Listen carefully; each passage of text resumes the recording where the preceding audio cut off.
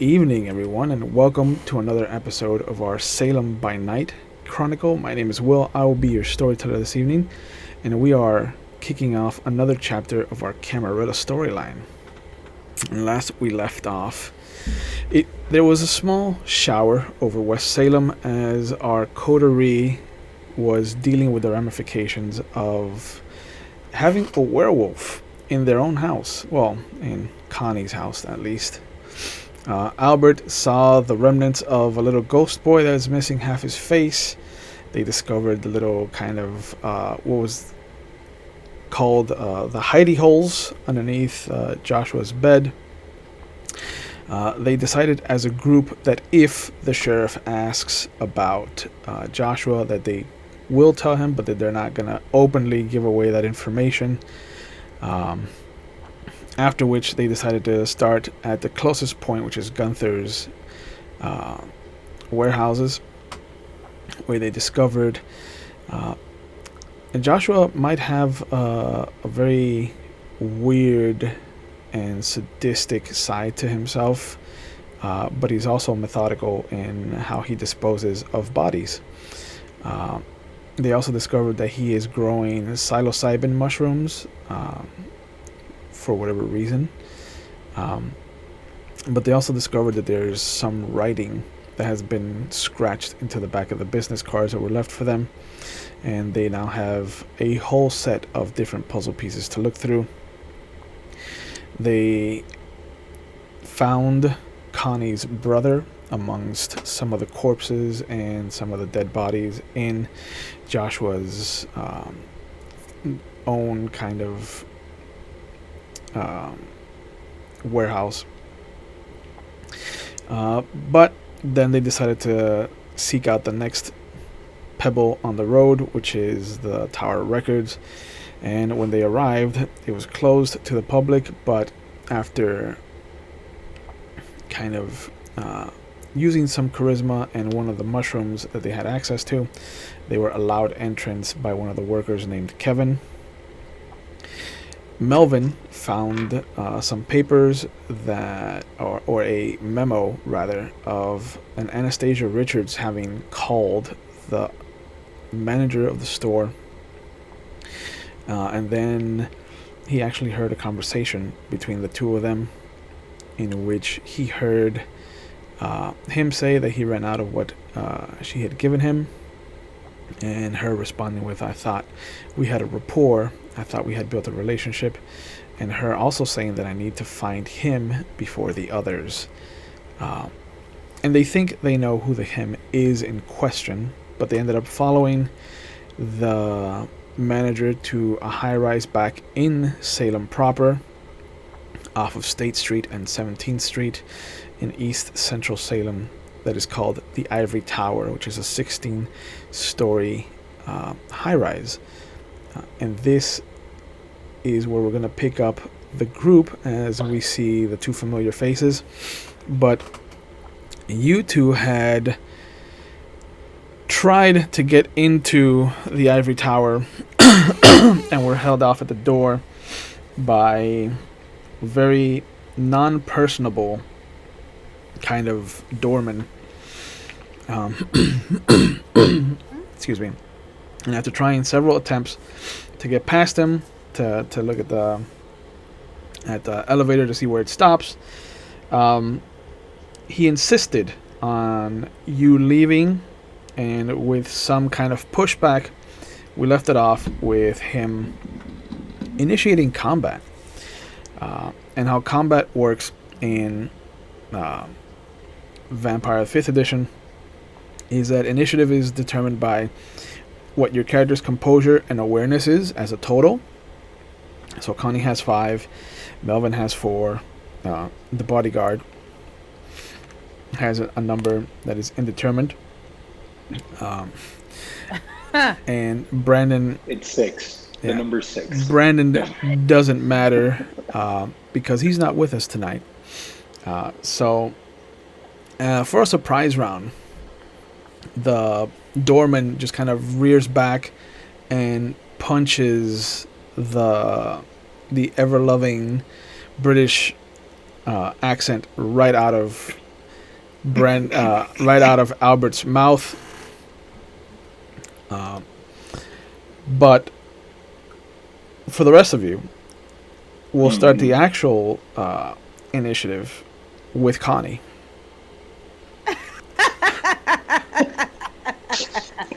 Do it, Connie! So. Me? Oh, you're too kind. Yeah. By the way, I just realized that we're matching. We are. Look at us. Maybe because we're just like teammates. That's We're right. gonna kick this guy's ass. There's a tag team right now. Yeah. Oof. So Brandon for sure would not have been wearing any red. No, he would have been wearing like blue or. Yeah. He would have won Sure. like I love Poseidon. I heart, but instead of the heart, it's a trident Poseidon. Yeah, I tried in Poseidon. It rhymes so well.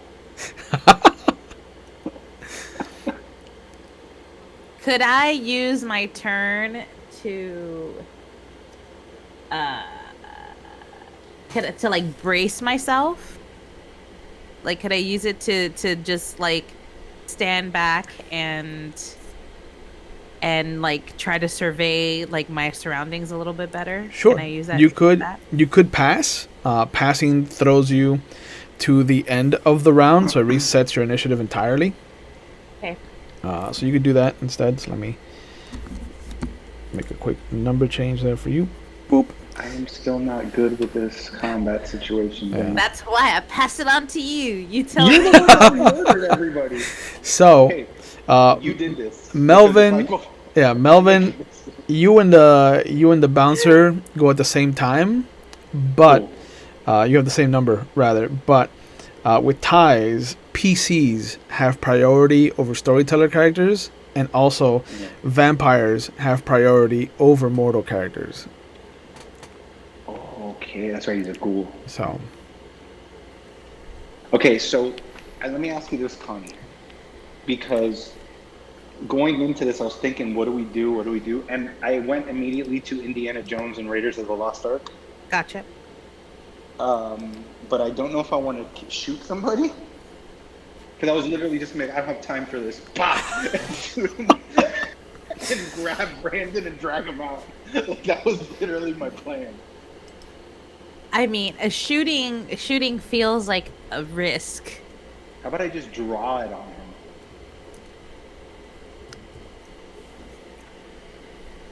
We could see if that makes a difference.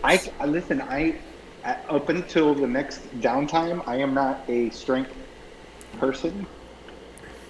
Oh, maybe I shouldn't So- have passed my turn. That's why I was surprised you did. I do Okay. the shoot. I do the gun thing. working like a team. Right. So I'm gonna be like, I'm literally just, I'm gonna turn around because I had been walking out the door. Yep. So I'm gonna turn around. I'm just gonna go. I don't have time for this shit. And I just draw the gun and I just point it at him like, we just want to leave.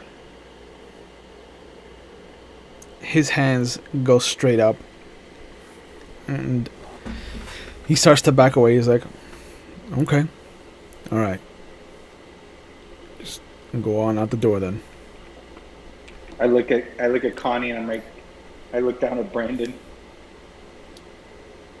And I go and I sort of start making my way Downtown, like this. walking fast, faces past, and you're homebound. And boo-doo-doo-doo-doo-doo.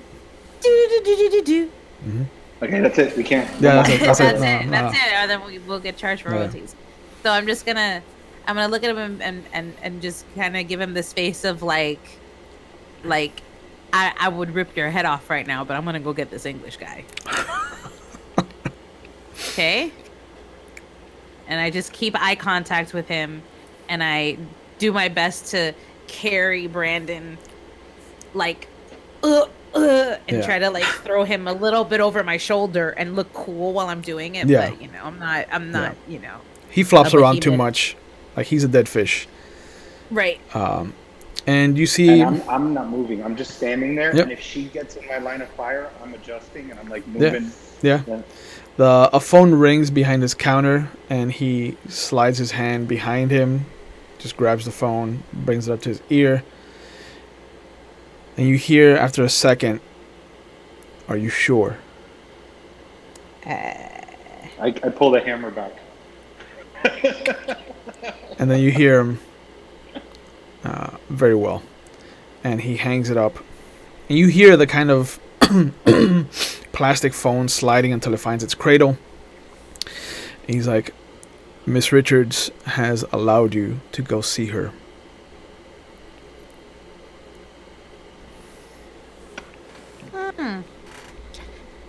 Okay. That's great. I put the hammer back.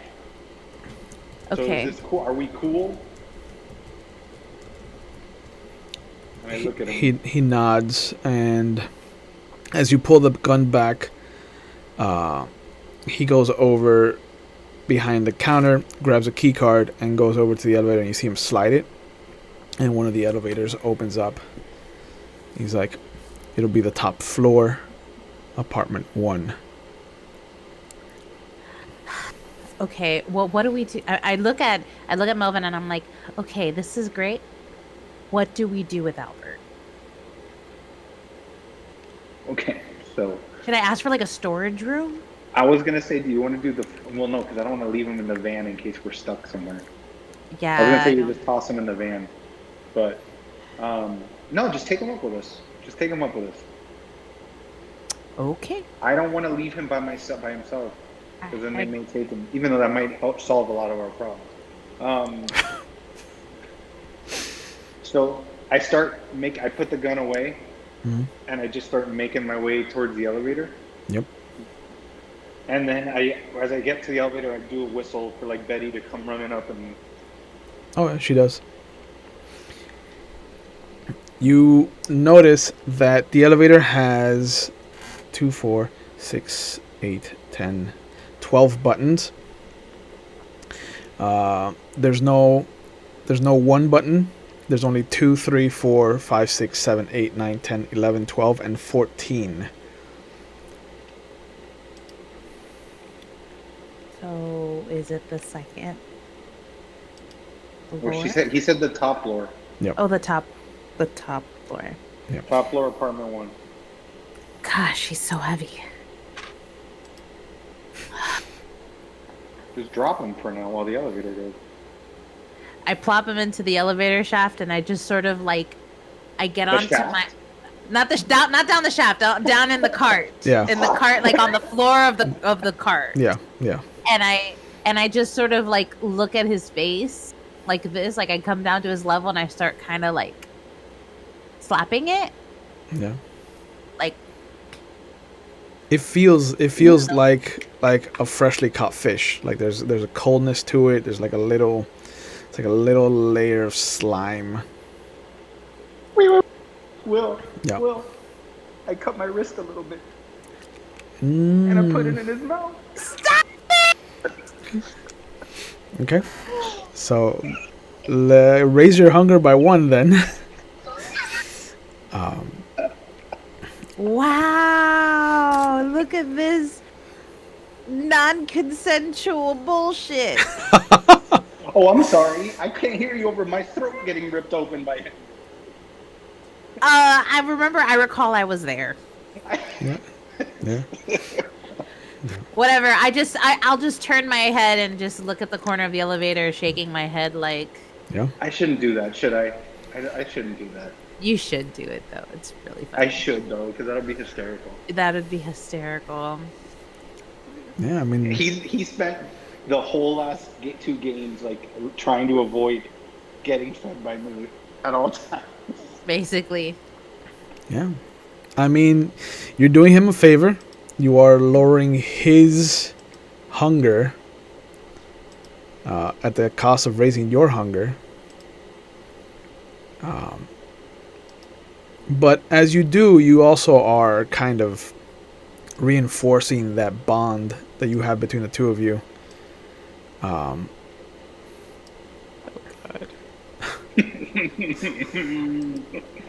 But, you know, you are also, as you kind of excuse me, as you pull your hand away and you lick your wound close, there's a moment where that feeling of rising against gravity in the elevator pulls you back to the visions of you climbing through the high rises that were being built in Chicago in the 1940s and 50s, like right after your embrace, kind of getting your bearings, and all the while feeling like you were no different than the rats that scurried around the city itself. That the city beneath you was always going to be an alien territory from now on, moving forward, and that somewhere down there your family was continuing its life in the thought that you would forever be absent from them because of what happened to you. And then you're brought back to the elevator as it dings on floor 14.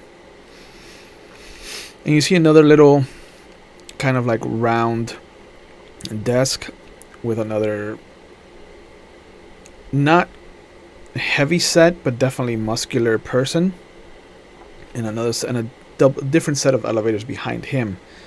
And as he sees you exit, he nods and he goes over and he swipes a key card, or he taps a key card to the elevator. Behind him, one of the doors opens up. And he's like, "This will lead you to the penthouse. She's waiting for you." Much appreciated. I grab one of Albert's legs and I just look at you to grab the other one. Just start dragging him as we walk. And I oblige. Yeah. Okay. You did say it was heavy. Yeah. I appreciate the help because trying to sling him over my shoulder was... Yeah. There isn't any real, like, I'm assuming that you guys aren't really being careful with him, and there really isn't a need. He is dead. So there's clunking and thunking as he kind of like hits and bounces off of things. But sure, you bring him into the other elevator, and he goes up another couple of longer floors.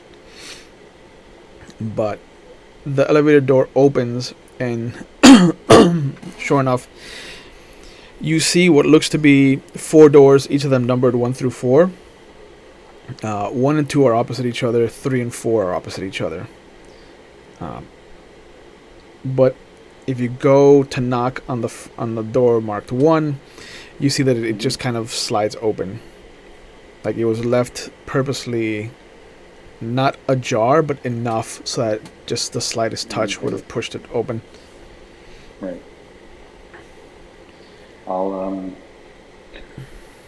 I go like I say, last time I went through a door first, bad things happened. But I pushed the door open. There's a long hallway that leads into what is one of the penthouse apartments. To the side, you can see what looks to be a door to what would be a guest bathroom. Opposite it, you can hear the sounds of ice clinking in a glass, the heavy sigh of a male that you recognize, Melvin, as the manager from the Tower Records. And as the door kind of creaks to its full opening, he comes out of the large archway that leads into the kitchen, and you see him with what looks to be kind of lowball glass, ice, and what looks to be a brown liquid. He looks in your direction and he yells into the apartment, "They're here!" Then he kind of raises his glass to you and takes a sip, and he makes his way into the main part of the apartment. You drag Albert in, I assume. Do you leave him like at the door, or do you take him all the way in? What I was thinking is that what I was thinking maybe is we close the door and prop him up against the door. Okay. But I don't know. What do you think? Do you think he'll be safe there? We'll just drag him. You're right. I was just gonna use him as a barricade in case some shit goes down and we need to block the door. He's weakened at burning he's hodoring the door right there. But But what if it's the opposite and we need to get out? true. We'll just keep dragging him. Okay. We'll just keep trying. Yep. He could be a vampire shield. That's true. But you do walk into the rest of the apartment. The whole of the first floor, as you walk in past the hallway, is just what looks to be a living room. There's a little dining set, dining room kind of table, 4 chairs. They look nice, but the rest of the floor is just this amazing kind of rugged living room that one entire wall is just 10-foot tall window. From point A to point B, it's just you can see out into the city. It looks to be a southeasterly view because you don't see the bridge. So you have to be able to see. You must think that you're seeing the opposite side of the city. There's a little bit of a balcony and a stairway that hooks 3 times, leading up to what you assume is the second half of this penthouse. Sitting on this long leather couch is who you recognize as Anastasia Richards. She has a formal dress, a jacket that's been folded and kind of hanging over the side of the couch next to her. The young man goes over and sits down on what is a kind of love seat off to the side, putting his glass on a coffee table that looks to be beautifully lacquered mahogany. It looks like it's maybe older than the both of you combined. And as you enter, she stands up. I'll take my hat off. Mr. Eastworm, it's good to see you again. Pleasure to see you too under these unique circumstances. She points at Albert and she's like, I apologize for what Mr. Colfax has done to your associate. He's a bit eager to please. He'll be fine. Yeah, that's okay. He was getting chatty anyway. Like all the time. And she looks at you, Melvin, and she's like, I don't remember meeting you when my childer was assigned to this coterie. Anastasia Richards. I have the hat and I'm just like, Melvin Wright. It's a pleasure. She thinks for a moment. She's like, Nosferatu.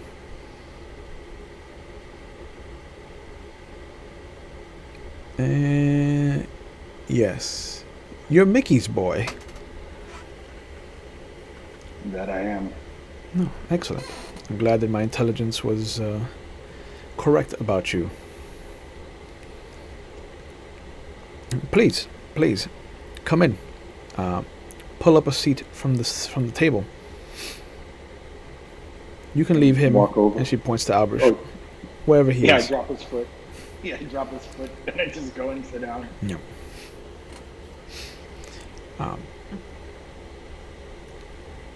She walks over to you. She's just like, Mr. Eastworm, what can you tell me about Jane?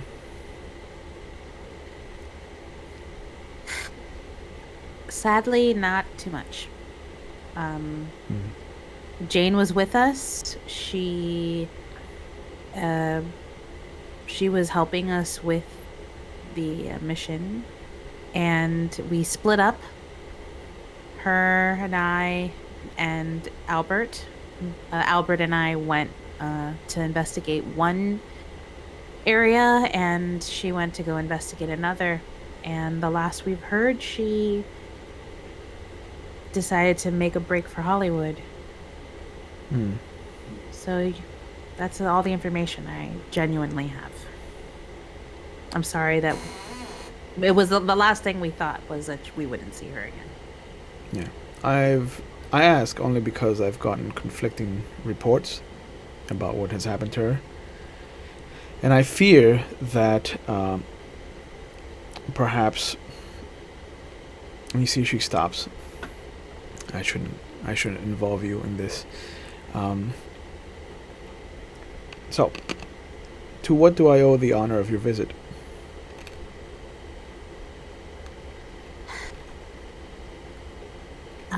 Well, I'll allow Melvin to discuss how we got led to this beautiful high rise. Well, ma'am, um, we, to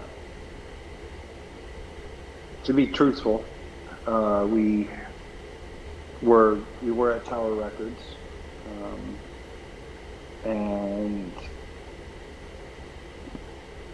we were given some strange intelligence that I guess seemed to pan out given the presence that we're in at the moment. And I nod to her. This gentleman here, he pretty much led us right to Brandon, you're talking about. and I look at is that your name? The guy nods. Then yes.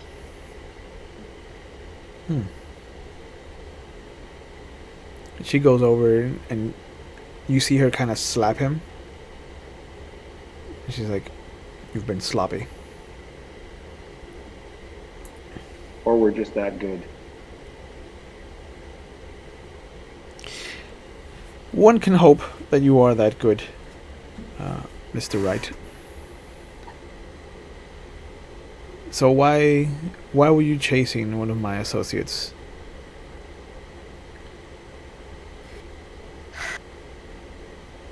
To be are you, I don't know, I thought you were preparing to say something.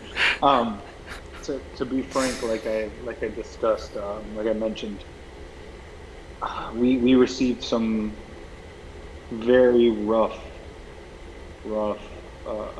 intelligence saying that it'd be something of interest at Tower Records. Aside from the stoner kid and the uptight one, the only thing that piqued any interest was Brandon here. We really truthfully didn't know it would lead us to a meeting with you, but I'm certainly glad to have made your acquaintance. I mean, I was there when my childer was initiated into this coterie, in which I can only assume you are her replacement.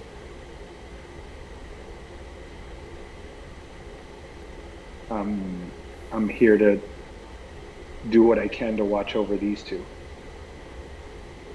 She looks at Albert. Stellar performance so far. Give me time.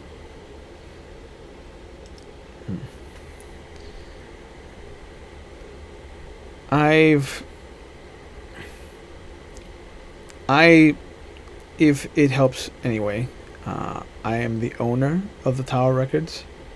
It's one of my many streams of revenue that I have in the city.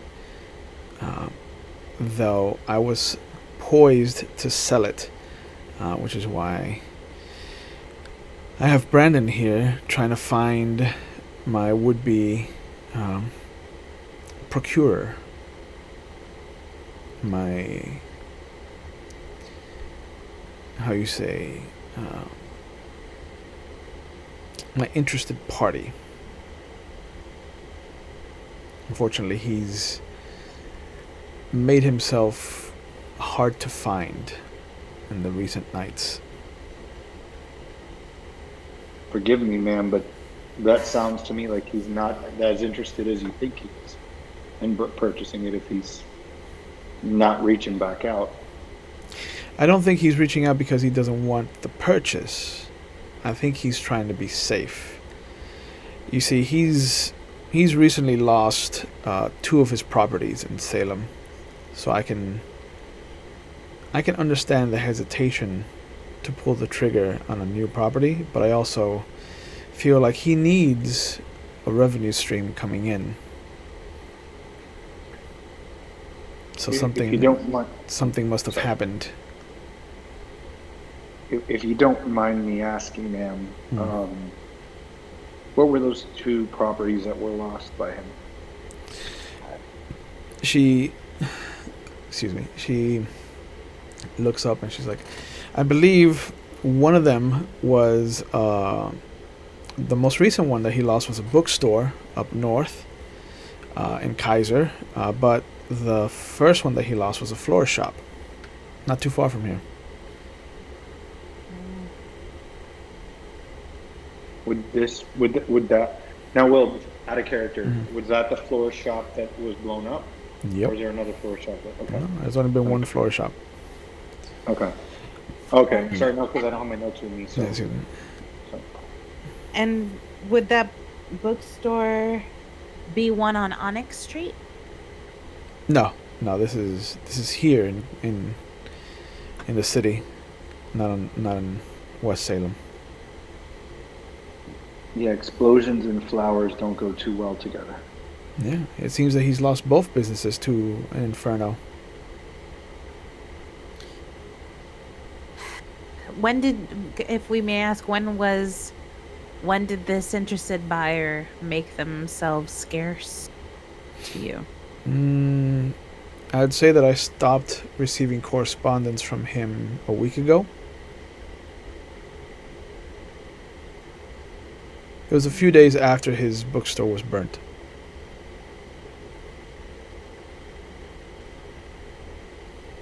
Interesting. Well, it seems that we've been led here for a reason. I don't know if our interests may align, but I don't think Melvin and I are seeking to own a music store at the moment. Oh, that's unfortunate. But also, since you were attached to my childer,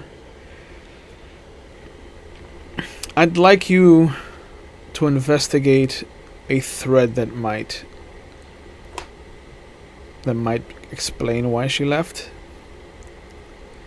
I understand how dangerous this thread could be to pull, so I am prepared to offer you a favor as payment.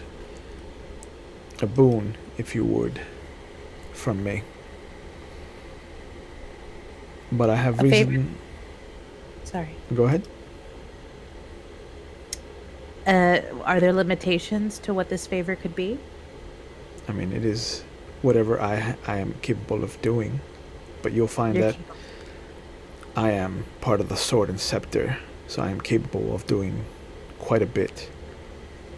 Okay.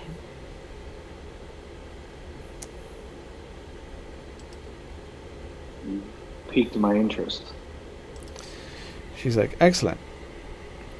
I have reason to believe that someone in Geraldine's camp might have driven my childer away. Only because he was set to embrace her the night that she died. But she ended up leaving our little Hollywood party with me.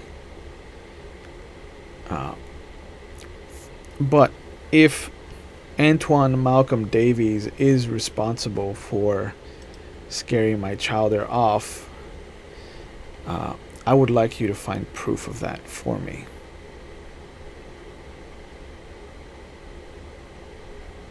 Because then I can destroy him in the court.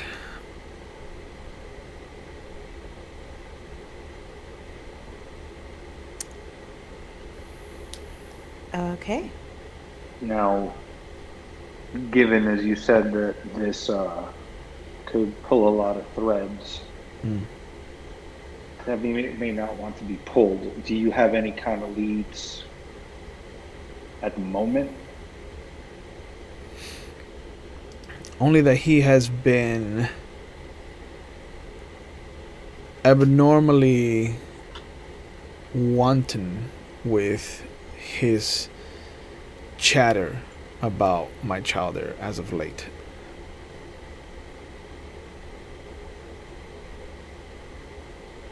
So he's being very talkative. Mm.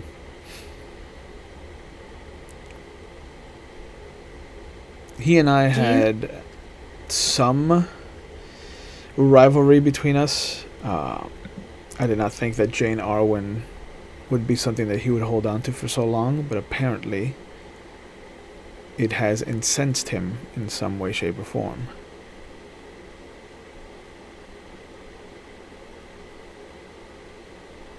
You were going to say something.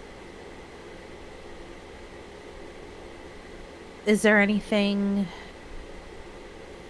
Is there any interaction of importance between you and your childer that could be pertinent for us to know? Did you get into any sort of altercation before she ran toward Geraldine's camp? None Were you whatsoever. on good? So you were both in good favor? Yeah, I assume so. I loved Jane. She was special to me. She is special to me. Her loss is painful. Especially if she did go back to Hollywood, where I found her.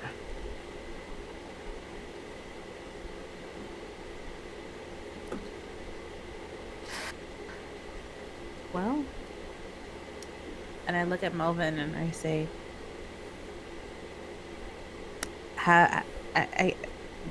can we take a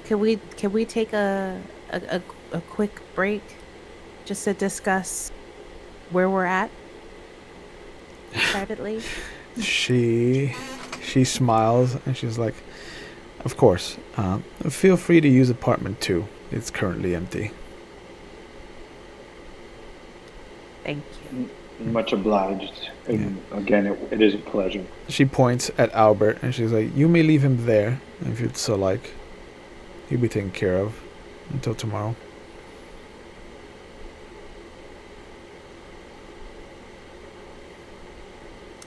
I think we're gonna take him. We just like having him around. He's like a security blanket. Sure. He's like our good luck charm, so we're just gonna take him if you don't mind. No, no. Thank This is the most I've liked him since I met him. And I grab his arm. Yeah. And I said, Yeah, she laughs a little bit, and she's like, "Yeah, it is rather difficult to embrace one of his kind into the tower." Hmm. You're here. can I ask, I don't mean to impose, but you wouldn't happen to have anything to maybe eat? Like a spare cat? Or... And I start laughing. She's like, I don't have a pet shop at hand, but she looks over at Brandon. There are options.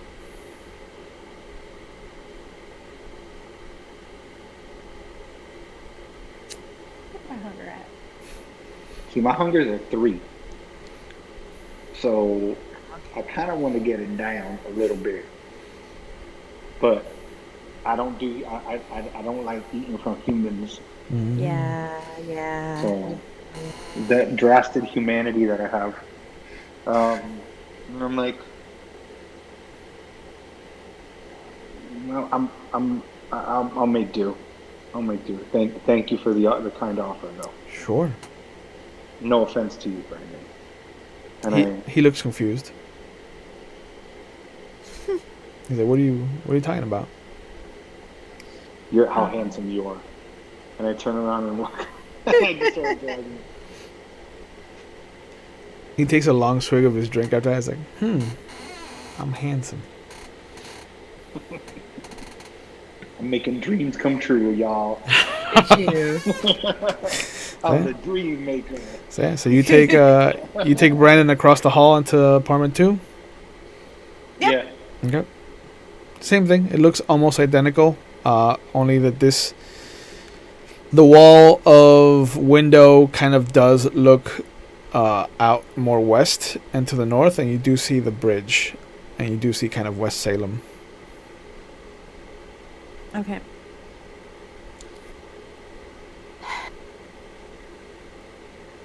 Can I investigate the room really quick to make sure that there isn't any sort of hidden listening devices or something like that? Oh, I like that. Yeah. Let's have you make a. I want to do that too. All right. Let's have you do a wits and investigation. Jeff, you said you don't have your dice, so go ahead and use the roller on roll 20. Okay. All right, I got 3 successes. 3 successes. Yes. Oh. 4 for Jeff and a crit, so it's actually 6 successes. Hot damn. If I don't get the investigation thing well, then what kind of a PI, detective was I? Yeah. But as you both kind of leave Albert there on the rug and you start to look around the room, you find that upstairs there is a listening device in each of the rooms. Huh. But they're really just isolated to the rooms themselves. So it's just to those 2 rooms. Yeah. Well, so if we were downstairs, there's no. Yeah, it's nothing. There's 2 regular bedrooms upstairs, and by regular I mean they're what would constitute a kind of grand bedroom in a regular house, and then the grand bedroom is the size of a regular apartment. Gotcha. The penthouses are phenomenal. I tell you to come to the corner, and I grab Albert, and I hold him up. Yes.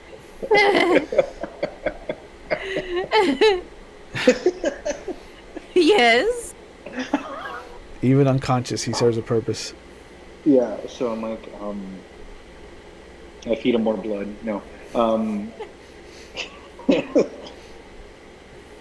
A favor from somebody like her goes a long, long way.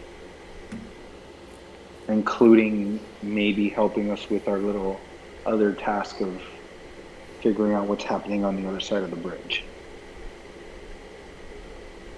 Since our other option is currently playing furry. Yeah.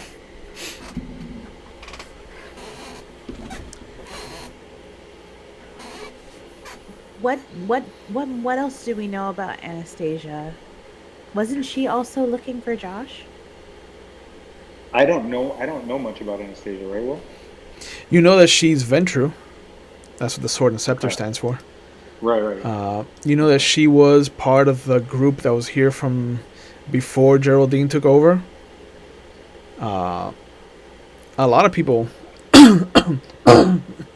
excuse me, a lot of people thought that she was going to be the Ventrue Primogen, because she was being groomed for it by the previous one. So having Thomas have become the Primogen might be a sore subject for her. But you know that she's one of the more influential Ventrue in the city. She has a string of properties that she owns, and she also is what is considered the middleman for any kindred that wants to establish property in Salem. She has a corporation called Bartlett, Harris, and Richards. And they have their fingers in like law firms and county and state kind of agencies. Right. You know, she's the one in charge of finances. So she has her own like little team of financiers and things like that. So I basically tell you, she's as big as they come here. She's basically got her finger in everything.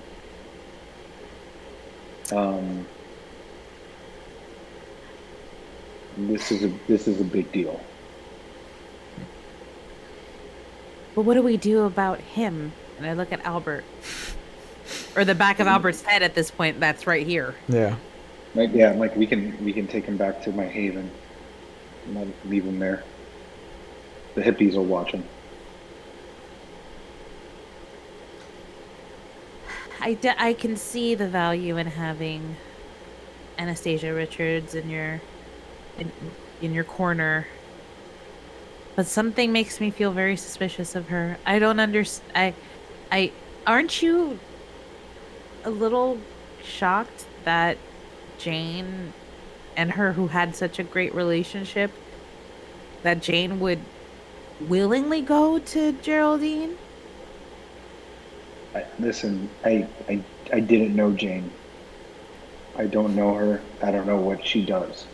I don't know what she was thinking. I don't know what she was doing. But I'm not telling you, sitting here and telling you that this lady's the princess, and she's the sunshine and rainbows, leader of the vamps. What I'm telling you is she's got power. She's got control. She's a Ventrue. She's always got. None of them are ever 100% on the up and up. Then they wouldn't be Ventrue.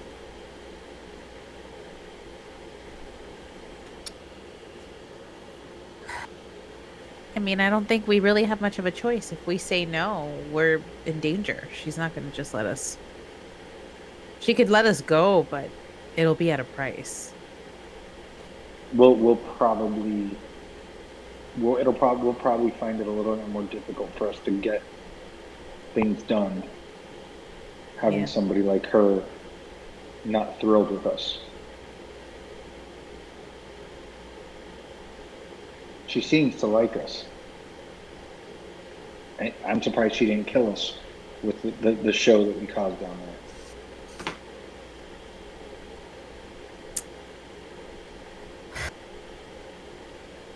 She does have a really nice apartment. Or 4, apparently. Fine. But what about the rest of these places that we're gonna go see? Are we gonna go to them? We can still listen. When I worked the beat, I was investigating 3 cases at one time. You can try to prioritize stuff. We've started this. I'm okay with continuing that, but by continuing that, we may come across some stuff that'll help us with any of the other 5,000 things that we've been asked to do now. Melvin, you're older than me, right? Yeah, you are. I think so. Will there ever come a time when we aren't running errands? Sure. When you're the one who we come to an apartment for and offers favors.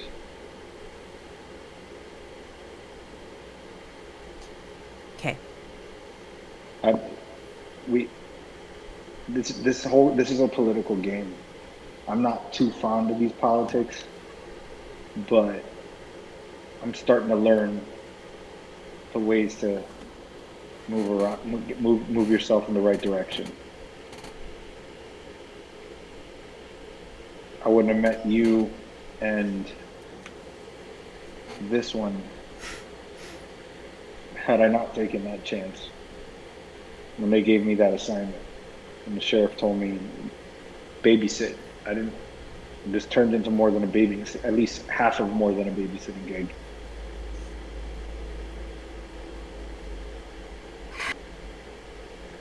Yeah, I like you too, Melvin. Okay. Fine. And I grab Albert by the armpit.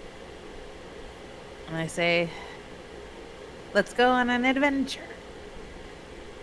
Put it over his shoulder. We cannot burn back into the. So you go back to the other apartment. Yeah. And Anastasia's still standing right where you left her. And she smiles as you walk in. It's like, excellent. I take my hat off again. You didn't run away. No, ma'am. Good. I was afraid that I had come off intimidating.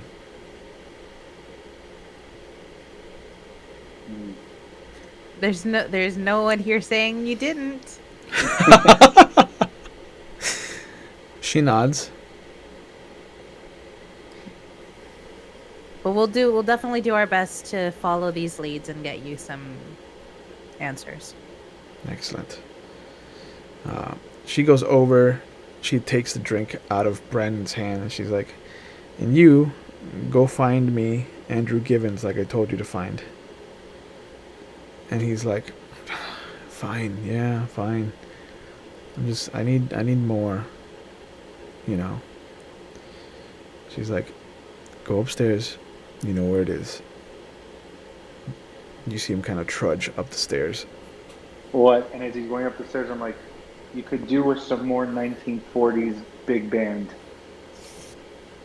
He kind of stops halfway up the stairs and he looks at her. Should I add it to the list? She's like, yes, go ahead. It's like, okay, 1940s big band, 1940s big band, and he keeps climbing up the stairs. I just smirk at her. Good help is hard to find, but he's loyal. That's also hard to find. Yeah.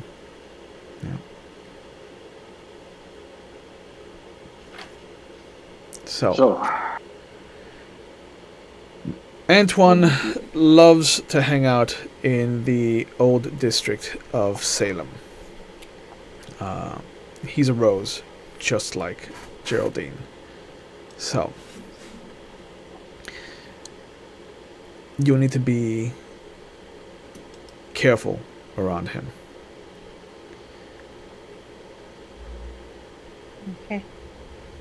I've heard that he comes from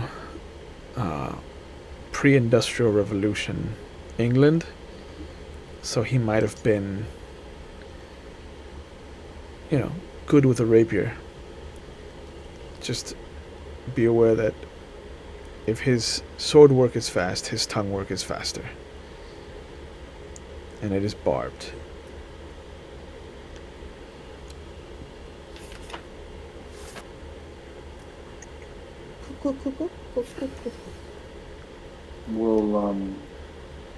We'll do everything we can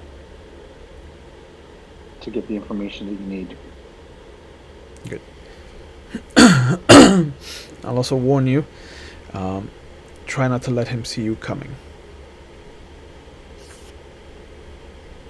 The second he knows that you're on his case, he will make you priority number one. With me, you don't have that problem. No. Mickey has taught you well. I'm still alive. Let me smirk.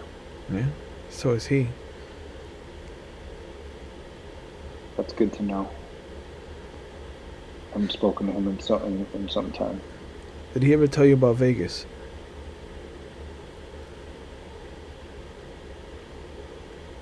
I don't think he did. I feel like I'd remember that. She smiles, and you see her put the glass on the coffee table. She goes back and sits down on the couch.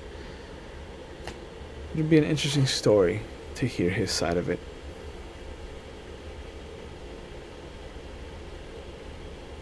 It'd be interesting to hear your side of it, too. Let's just say that I think he owes me a boon. And to hear him say it, I owe him a boon, so.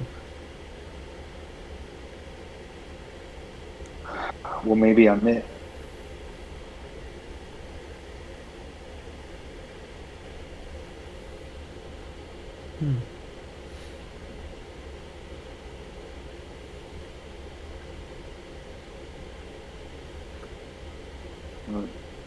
I have to say,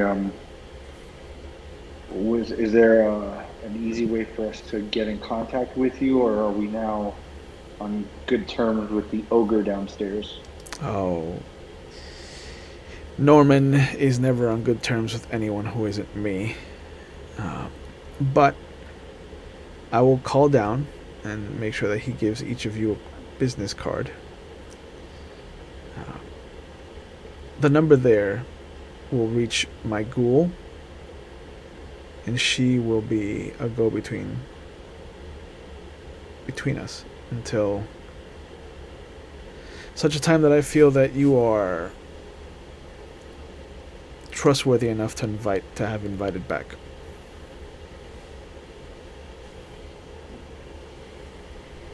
Wow, that's understandable. I do appreciate you bringing us up here and treating us so cordially. And I grab Albert's head and I nod it up and down. And we'll like I said, we'll do everything we can to get this information for you. Excellent. I look forward to your report. Put the hat back on. And grab him. Yeah. As you're about to leave, you see Brandon come down the stairs.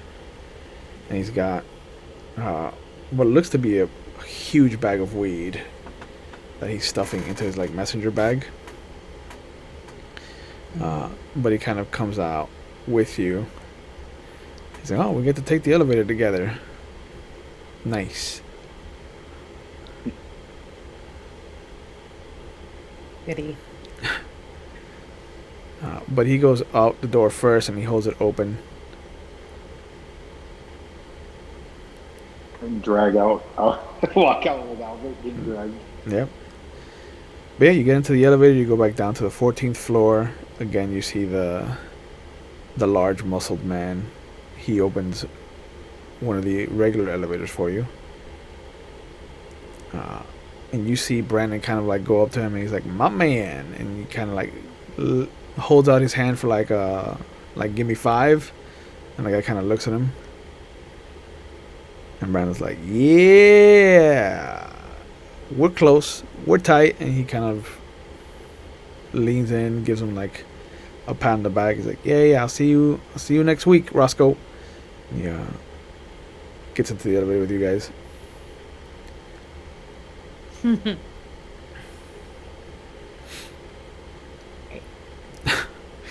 On the way down, he just looks at the two of you. He's like, "So you dealing too?"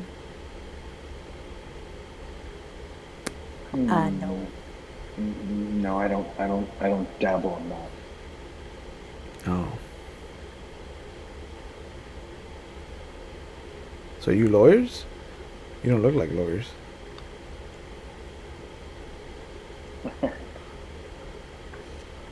And I go, "Oh no, let me give you my card," and I open up my trench coat. So my badge is showing. I'm like, "Oh, I have something somewhere around here."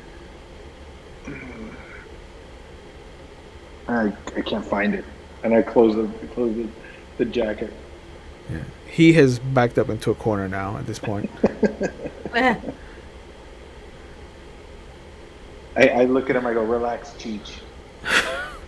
I got no interest in you. That's relevant. That's a relevant That is. reference. That is. He's like, okay, thanks. This is for my grandmother. She has glaucoma. Hope she gets better. Yeah, so do I. And the elevator dings, and he rushes out.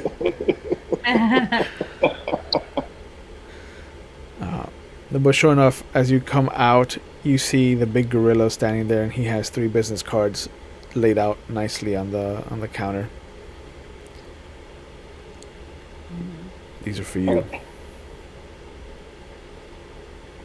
I grab mine, and I guess I'll grab Brandon's. Yeah. And I put Brandon's, and I'll just grab his like suit jacket, and I'll open it up, and I'll just tuck it in there. Yeah. Yep. And then and then I'll get back up, and I'll just look at the big gorilla, and I just go, Norman. And I just keep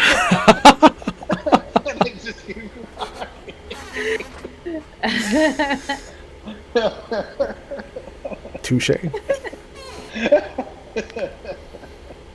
But so you dump Albert into the back of the pussy wagon. We're still calling it that, Jesus Christ. What was it that you called it? The mystery machine? I think that's what we ended up calling it, the mystery machine. All right. So you dump him in the back and you take off. Where are you guys going?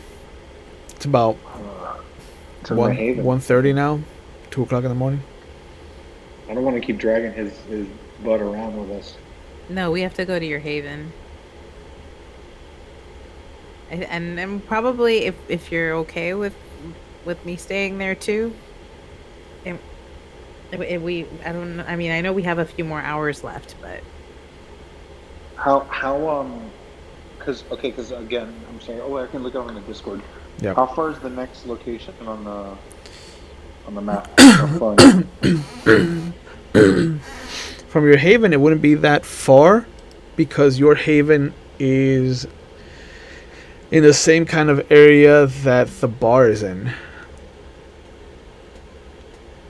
All right, so let's drop them off at my haven. okay. You're more than welcome to stay there, and then but we can drop them off and go check out the next location. Yeah, because your hippie commune is in Salemtowne, so. Fair enough. All right, let's do it. How long is our drive? It is, with no traffic currently, it's only about 35-40 minutes to go from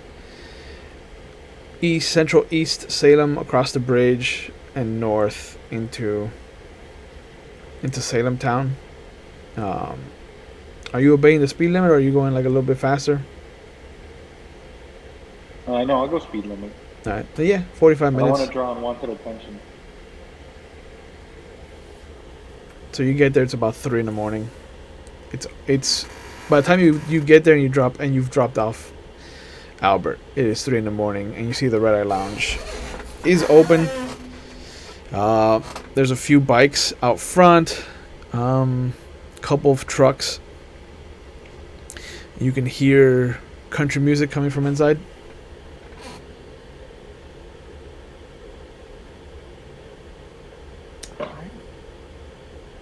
Oh, yeehaw. What a party. Yeah, and the sign outside says party every night until 5 a.m. Oh. Yeah. Guess we're at the right place. Yeah. You're off of Wallace Road currently and Rogers Lane.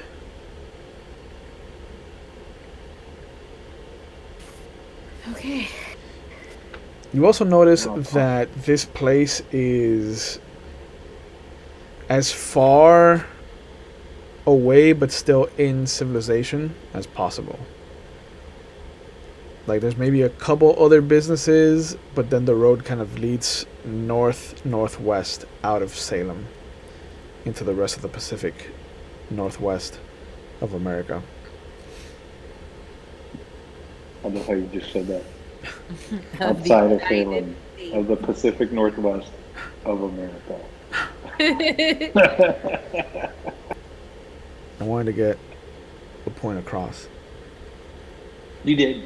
You did. Good. Point across. Excellent. Here's the point. And it went. Oh, wow. Wait, don't do that in a vampire game. Yep. Rushrick rolls. But yeah, so you got a couple hours to party it up with the locals. But you do see that there is a kind of like brown-haired white boy sitting on a stool outside, kind of what looks like he's checking IDs, some kind of security guard. Simple white shirt, denim vest, denim pants, the boots. You see him spit. Looks like he's doing chew. All right. Well, I feel like look at Tommy. I'm like, you ready for a rodeo? Apparently. Nothing I haven't seen before. Your sire is into some weird things. What can I say? The man likes to line dance. I start walking up to I get in line, I guess, at the door. Oh, there's no line. Okay. There's nobody there. This is not the club. Yeah, he sees you walking up and he gets up. The guy on the stool gets up and he opens the door for you. Sir, ma'am, come on in. Thank you kindly. I don't know if I should be offended that you didn't card me, and I just keep walking. But yeah, you walk in and the lights are dim.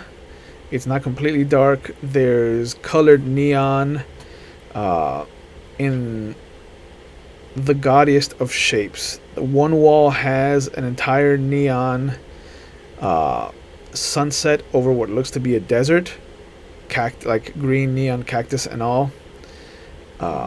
Another wall has a neon Bronco rider, and the far wall has this kind of bull face out of neon reds and oranges.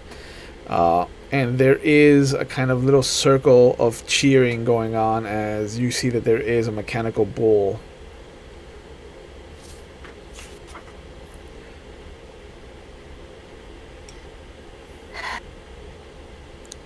So,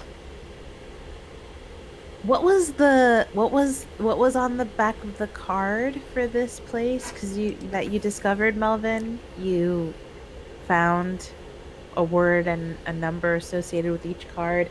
Will, do you have that? Cause Yeah. I have it. Yeah. I have it. I have it. I just. Okay. Yeah, it's I have human 12. Yes, it's.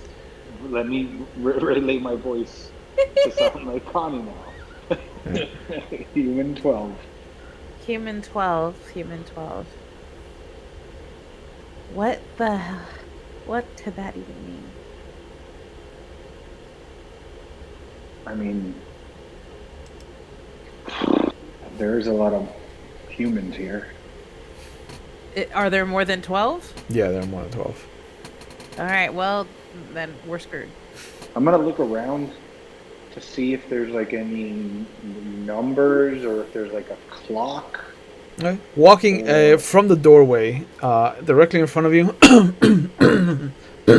excuse me, are a dozen or so round tops that would normally select 4 people comfortably, but they got 3 chairs each.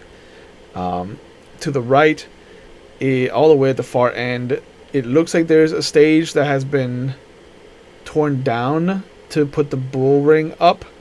So you can only imagine that the bull kind of lays down flat, and then they build a stage above it.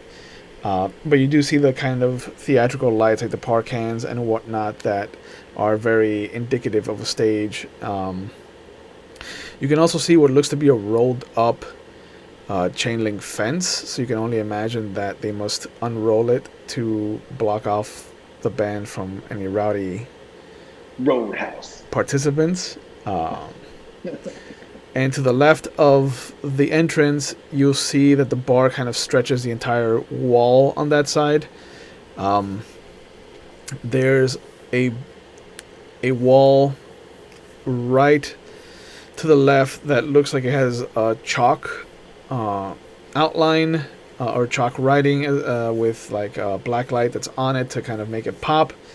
But at the top of the chalkboard, it just says, "Left yourself a seat at the bar. Don't forget that we also sell cigarettes here." And no, well, yeah, it's a big sign, and it has just the drink specials. It doesn't look like it's changed in maybe 2 or 3 years. Okay. But it does. You do have like dollar beers. It tells you when it's penny beer night. Tonight is bull riding and a wet T-shirt. Maybe we should stay a little longer, Colin. No, I'm just kidding. He's not that type. Don't look at me with those eyes. Don't look at me with those eyes. Those were like, I'm gonna kill you eyes. Yeah. But I get my husband look. Yeah. Directly across from the doorway, on the far side of the bar, there's a door marked office, and then there's what looks to be a hallway that leads to the bathrooms.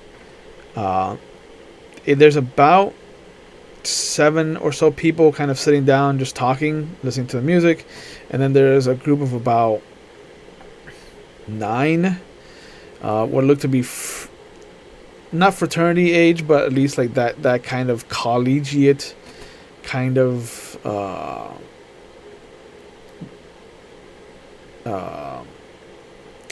aged kind of group, and there's about 6 girls. 2 of them look like they've had their shirts drenched. One of them is currently on the bull right now, and then there's 3 that still have a kind of a dry shirt, and then you just hear, "And here's Mandy." And as the bull starts, you just see some of the guys just start unloading on her with water guns. Men are gross. While this is happening, I'm gonna look at Melvin. I'm gonna go wash my hands. So I start making my way to the bathroom. Okay. Okay. What's Melvin doing? I'm gonna make my way over towards the office door, and I'm gonna just kind of post up there for a little bit and kind of just survey the landscaping. I want to see if there's any cameras, and I'm just kind of looking around. Okay. Connie, inside the bathroom, as you go into the hallway, it splits to the left is men, to the right is women. Mm-hmm. And as you go into the ladies' room, you can hear what sounds like upchucking from one of the stalls. Y'all been there. Oh. Rough night. I'm looking at the walls to see if there are like any like significant numbers or writings and stuff. Do I see anything interesting? There's posters for different bands, different local bands. Okay. There's a couple of interesting remarks that catch your attention. There's one that says "for good dick," and then it has a phone number. And then they're in lipstick, and it looks like it's been there again for more than a year. And it just says "for big dick," and then it has another number. And then I keep that number. Okay. But yeah, as you're looking, the door opens to the last stall, and you see this wafer of a girl kind of come out. She looks like a strong breeze could topple her. Just thin, very, very, not emaciated, but she does look like she would weigh. You'd be surprised if she weighed like $1.5 wet. But you see that she's kind of jamming some clothes into a backpack, and that she has on one of those white T-shirts and the little denim shorts they make the girls in the contest wear. And she sees you as she comes out, and you see her kind of like brush her hair back from her face as she kind of wipes her mouth with her other hand. She's like, "Oh, are you gonna change?" I'm thinking about it. Did have you been here before? No, it's my first time. Do you know what the prize is? $100. Not bad. Not bad. Yeah. Well, may the best one win. Yeah. Good luck. And she kind of walks out. Can I look through the stalls? Is there anybody else there? No, there's 4 stalls. They're all empty. The one that she was in hasn't even been flushed. Disgusting. Yeah, she didn't wash her hands either. Rinse out her mouth or anything. Well, hope she gives a big kiss to the DJ. Yeah. But yeah, super classy. It definitely looks like some kind of Italian food was had, because there's a lot of reds. Well. I just ate pizza before, man. Come on. Remember he was talking about those lasagna balls? Yeah. There's some lasagna balls in there. But yeah, this is the kind of establishment you're in, by the way. This is not an upscale establishment. No. Okay, Yeah. that. Well, whatever do you mean? Well, I just sort of want to like look through the stalls to see if there's anything significant. If not, then I'm gonna rinse my hands and maybe go into the men's room. Okay. You walk in. As you walk out of the ladies' room, you see somebody walking out of the men's room, and as you kind of walk across the hallway, you look back into the actual establishment, and you see your new friend is already making out with somebody. Ooh, bless their heart. Bless their heart. Yep. True love found at the bar. Yep. But you go into the men's room, there's nobody in there. It's all quiet. There's less posters in here. It doesn't look as crowded. But there are more like... There's definitely more of a use of the walls here. And you notice that there's actually a Sharpie on a rope. So it's like encouraged to write down things. And you can see, if you like big honkers, go here. They ask for this person. If you like big butts and you cannot lie, you go over to this person. Like there's just a kind of a memorial wall of like people that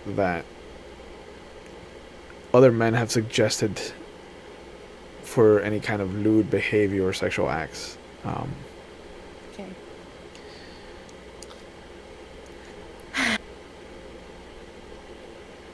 Do I see anything that stands out from the phone numbers and stuff? Make a wits and investigation. Do we?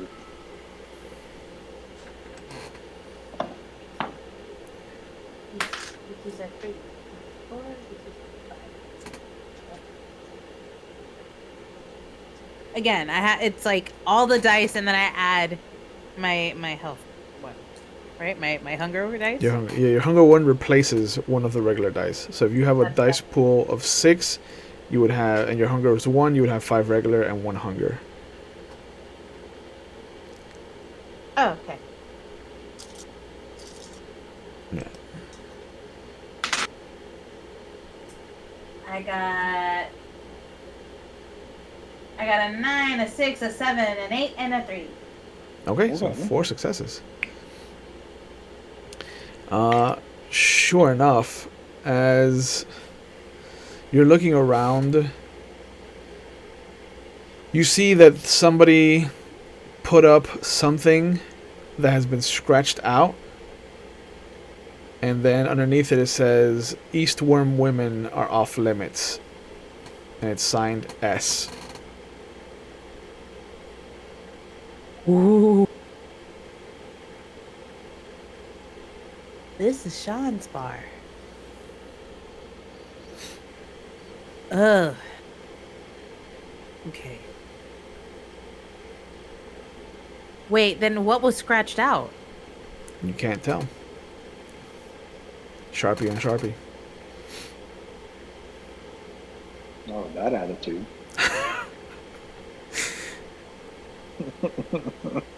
It's rough to make out. If you're gonna try to sit there and look through it, you can probably see something that looks like a P or an S, but somebody at that point comes in.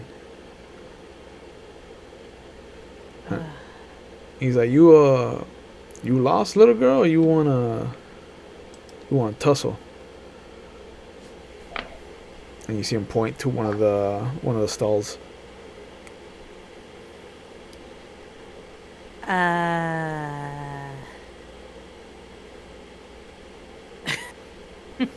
I just start laughing in his face. Okay. I just start laughing and I say, "You're funny. You're funny. Man, are you funny?" And I go and I cross around him as much as I can to get to the door. He gets in front of you. Okay. And he's like, yeah, I don't particularly take kind to women who find themselves funny. I didn't find myself funny. I found you funny.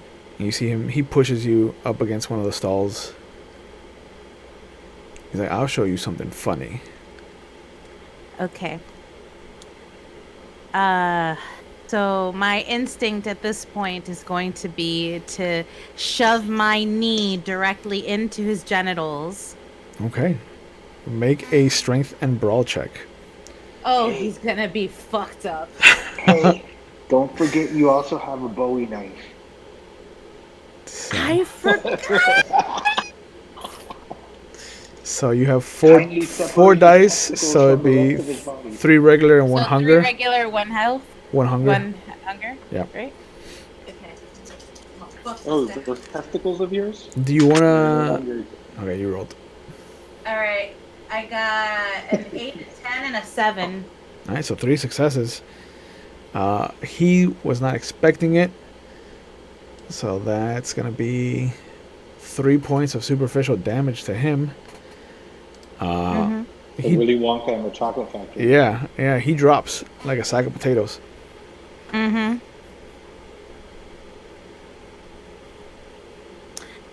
Okay. And then I do pull out my Bowie knife. And I point it, and while he's on the floor, I point it directly to his neck. And I say, "Tell me a joke." He's like, "Tell me a joke." you see him like holding his balls. He's like, what?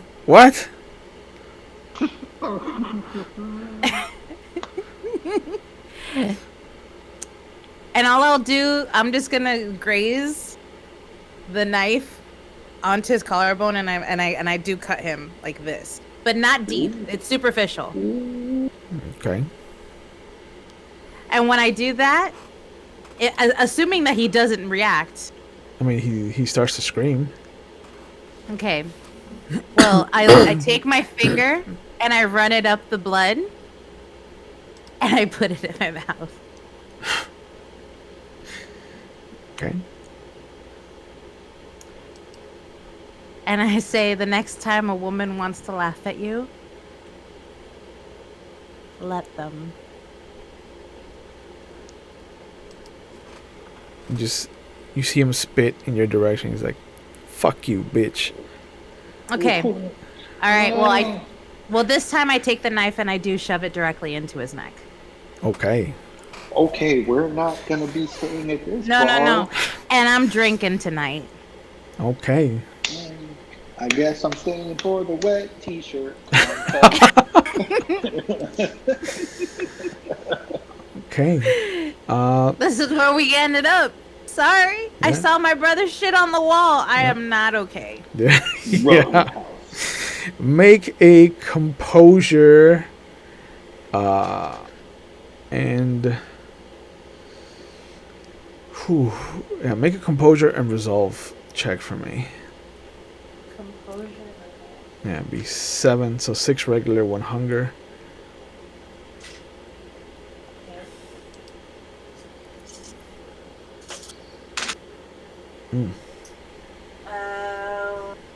I got 3 successes. No, 4 successes. Okay. So there is a moment as he tells you to go fuck yourself that the fingers all in turn kind of flex out and then wrap themselves around the Bowie knife's handle. And almost without hesitation, it just goes backwards and then it just shoves right into the guy's neck. And you hear the gurgling noise, and it starts to remind you of the night that this almost happened to you for real. And instead of having Joshua save you, there's a different wolf that kind of comes into your mental image, and it stands proudly over the body of this miscreant, this deviant, and you see the wolf just kind of lower its maw down onto this dreg of society's neck, and it clamps down. And as you see it in your mind's eye, you feel your own fangs just pierce the soft, supple flesh of his throat, and you start to take in that warm, cooling vitae, that sustenance that gives your life meaning now. And there is no hesitation from you as you push against your desired type to feed and just kind of harken back to what you wish you could have done on that night oh so long ago. And you can feel that there's a brief, very instantaneous moment where he kind of like extends his limbs outward, kind of like in fear, and then he gives in to the kiss, and before you know it, you've drained him completely. And there's a satisfying kind of lip smack as your tongue dances around your upper and lower lip.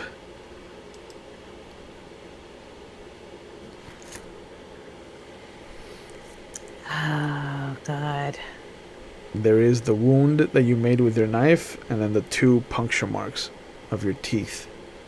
Mm-hmm.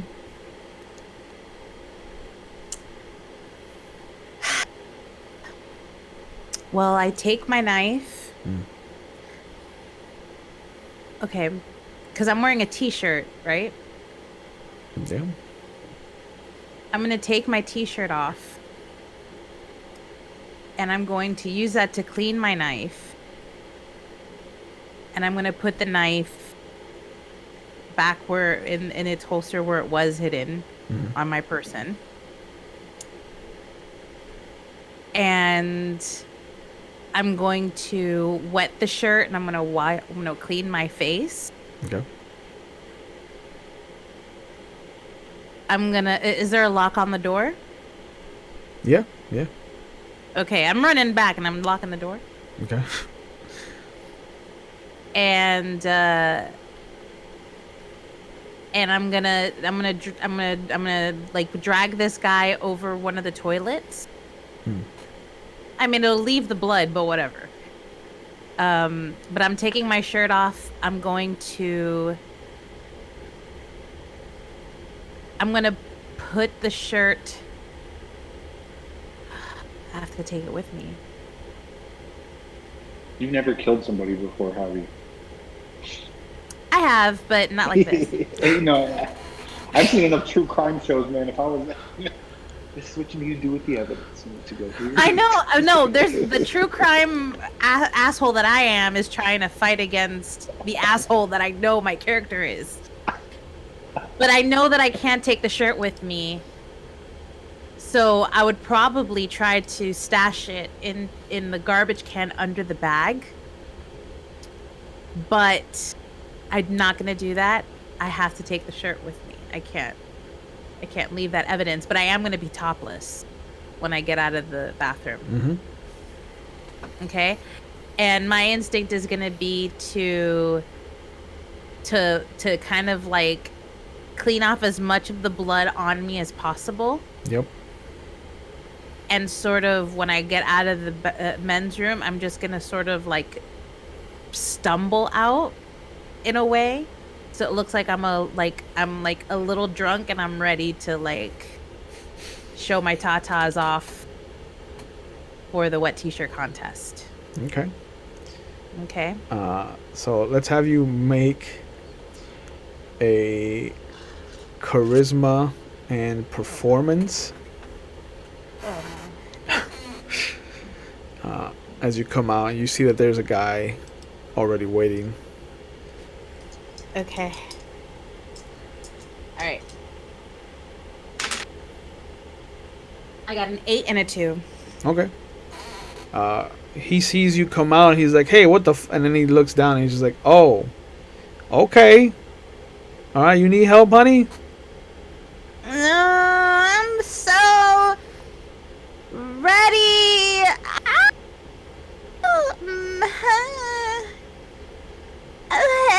And I just sort of like babble out and I leave. Okay. Melvin, as all of this has happened, you've been posted up by the office door, just looking around. There are no cameras. At least not inside the bar. Mm-hmm. Every so often you will see like one of the lights that bounces off the disco ball illuminates the top part of the bar, and there is a raised roof. So it looks like there's something above where like the grid is for the lights. I'm gonna try to find that a way up there. Yeah. And as you move closer to the bull, you can see that there is a catwalk up there that has to be accessible in some way, shape, or form. And as you go over, you see that Mandy has been thrown from the Bronco. And as she gets up, you see that her shirt has come undone. All the guys, are just like cheering. She's kind of like, she looks down and she has that pretend moment where she's like bashful about it, and she has like one hand too high and one hand too low, so she's completely still showing her goods. And she kind of like tee-hees off of the cushioned floor. And as she gets out, she starts to tie her shirt back on, and you see a shorter, kind of bigger girl come into the ring and kind of bounce her way over to the bull. One of the guys sees you kind of looking around, and he's like, "Hey man, eyes to the stage, brother, eyes to the stage." Yes, those are breasts. Yeah. And one of the other guys like, titties and beer! Mm-hmm. This is what God made us for. Amen to that. Mm-hmm. I just started walking. Like it's just like I'm trying to see if I can see any access to the catwalk. Any doors or anything like that. If not, I want to. I don't have performance though. Shit. I was gonna like drunkenly stumble into the office. But I could lie. But I want to go up to that catwalk. So I can't find any access to that catwalk anywhere. Let's have you make a wits and awareness roll. Let's see what you get.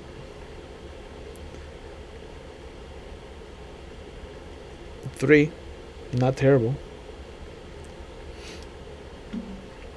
You see that behind the bull riding ring, up behind even the back part of the stage, there looks to be a stairway that leads up and back behind one of the walls where you imagine is where the DJ kind of sits. But you'd have to climb onto the stage to get access to it. Okay, so here's my question to you. Mm-hmm. Because my ability of obfuscate is if I make any loud noise, it goes away. Yep. But if I am in a giant party world where you can't hear me like jump or do something like that, would that still be effective? No, because your noise wouldn't go above whatever the regular noise level is. Okay, is there anywhere around that stage or that bowl where nobody's looking? Or I kind of just like walk. It'll be rough because it's a circular kind of bull riding ring. So there's people at every angle, kind of.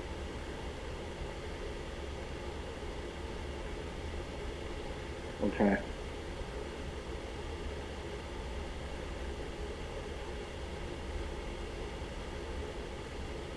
Shit, because I was gonna do that and then jump on the stage and go up through the back.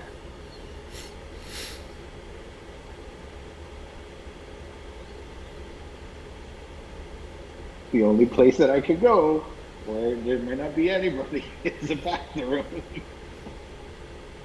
This is true.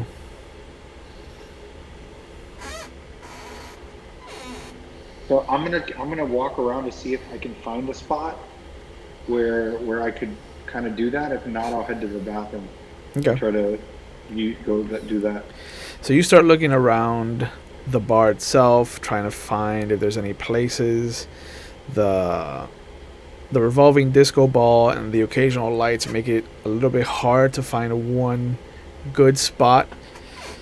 So you curse under your breath and you start making your way towards the bathroom, and you see Connie coming out of the hallway topless.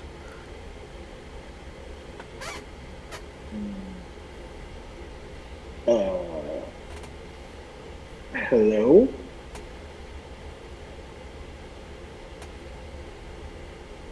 You're muted. You're muted.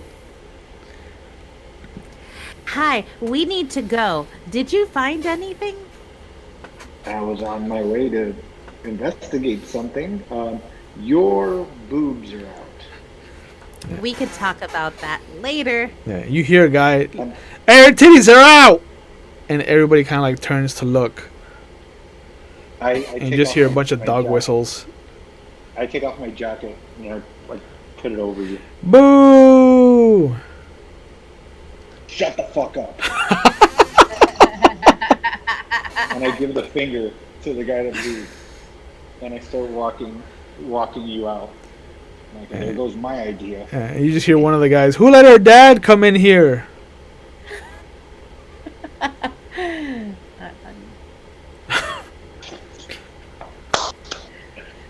And I start walking her out.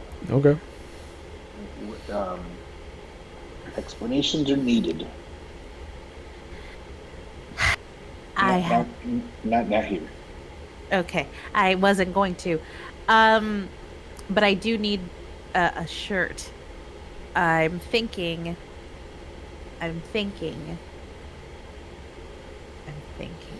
You're going into the office, right? There's a catwalk that I'm trying to get to above the roof. Okay, so what I'm gonna do is participate in this wet t-shirt contest so that I can so that I don't draw any more attention to me, but I hope you find something. Okay. And I take off the trench coat. Everybody starts to woo! And I look at everybody and I go, okay. Make your mama proud. And I just walk away.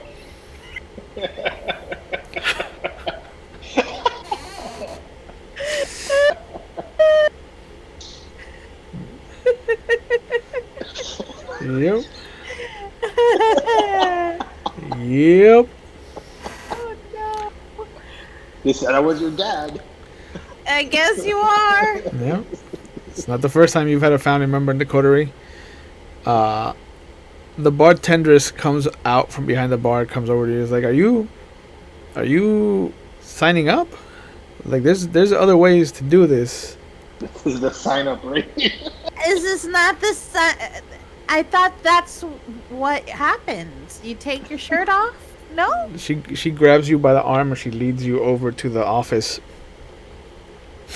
And once inside, she tosses you a white shirt. She's like, put that on, please, before there's a riot. Okay. Sure. So, can I have some privacy? She looks at you. She's like, I'll turn around.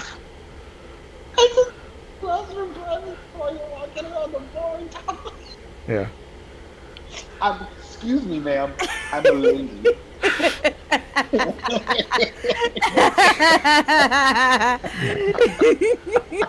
Yeah.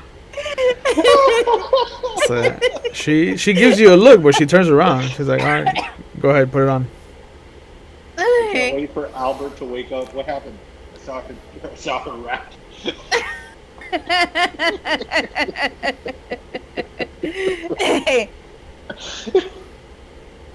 So, okay, well, I guess if she's not gonna leave the room, then it makes no point. Never mind. I'm gonna put on this shirt. This is the best episode. This is the continuing, just the Connie split decision train that I love from this entire game. Every split decision that Connie makes just gets better and better and better. Yeah. It's like, here's the hospital. Here's the hospital part 2. Yep. Here's answering the phone in the house. Part 2. I'm a very go with the flow kind of player. I don't know if you come to this conclusion or not. Yeah. Let's complete murder and then show her. Yeah. But heaven forbid if anybody tries to take her X-ray. Why didn't you do that at the hospital? That could have gotten you in the hospital. I could have done that in the hospital. Yeah. But here it felt more appropriate. I don't know. Yeah. I just wanted to take the blood off, and I didn't. Just like here, you were like, "Is this how isn't this how I sign up?" Isn't this how it goes? Yeah. I want a mammogram. Yeah.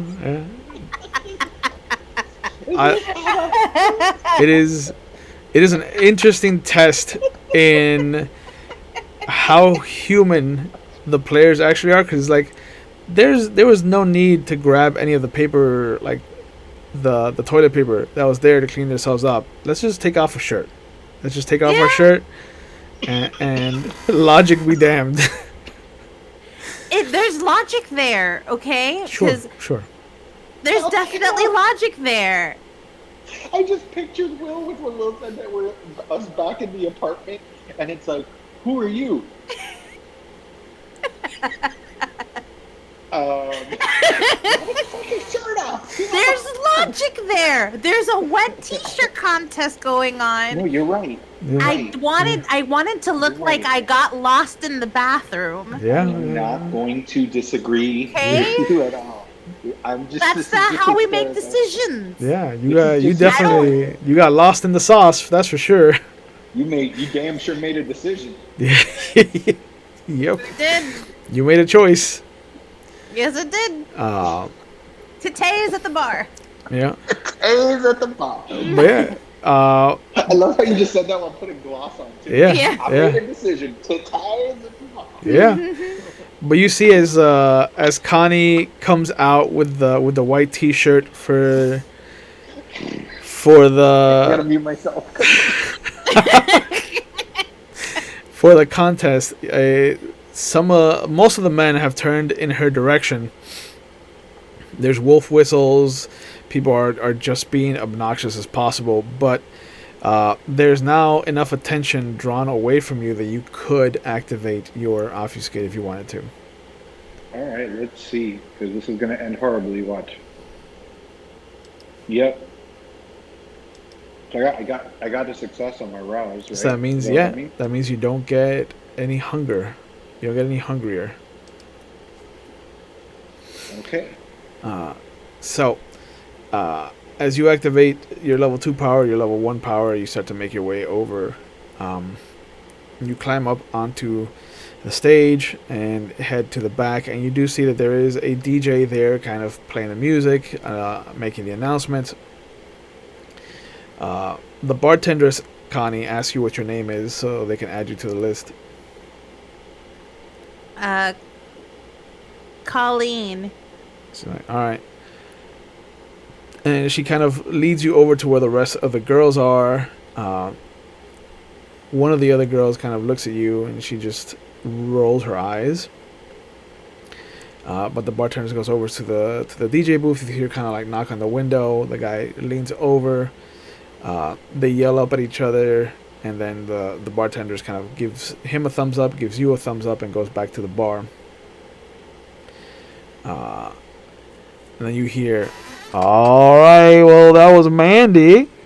Let's give it up for Natasha." And you see another girl kind of climb in.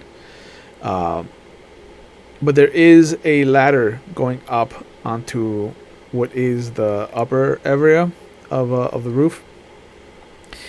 And you need to crouch down as you're up there because it's not a full floor. But you do see that it extends the length of the bar.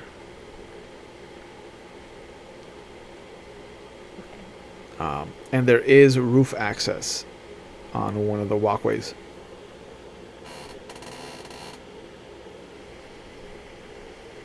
Okay, so it extends across the whole thing? Yeah.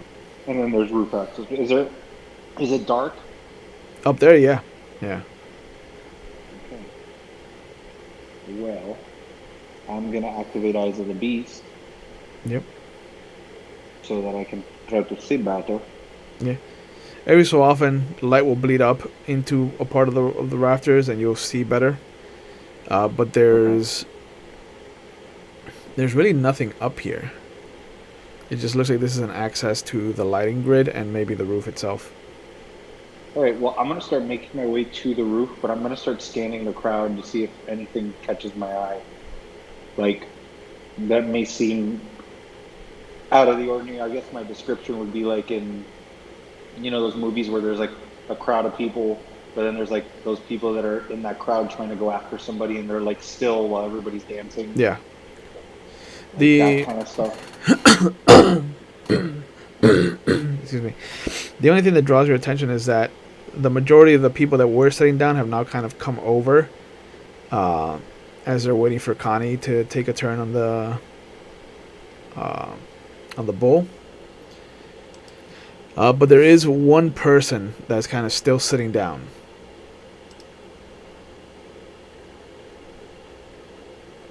Give me some details that I can tell. You notice that he's got a what looks to be a button-up shirt, top couple buttons undone. It looks like he has an undershirt. There's no tie. The sleeves are rolled up. It looks like he has dress slacks. It looks like he has a fob watch with a chain attached to his belt that goes into his right pocket. Shiny shoes, from what you can tell. And there's a moment where he kind of puts his drink down and he slowly crooks his head back and upward and makes eye contact with you. Oh, Jesus Christ. And you can see that as one of the lights kind of swings by, that it's reflected off of the crystal ball, not the crystal ball, the disco ball. His eyes sheen with a red glow. And you see him kind of squint as the light dances across his face. And as he smiles, as his eyes kind of adjust back to looking up at you, you see that there is a pair of fangs. And he moves one of his feet, and you see the chair next to him slide out. And he kind of nods to it. All right. I'm going to make my way down then. I'm going to go over there. Okay. So you see Natasha get tossed as you make your way down. And then they call up. And last but not least, we have Colleen. I just looked and I'm like, oh.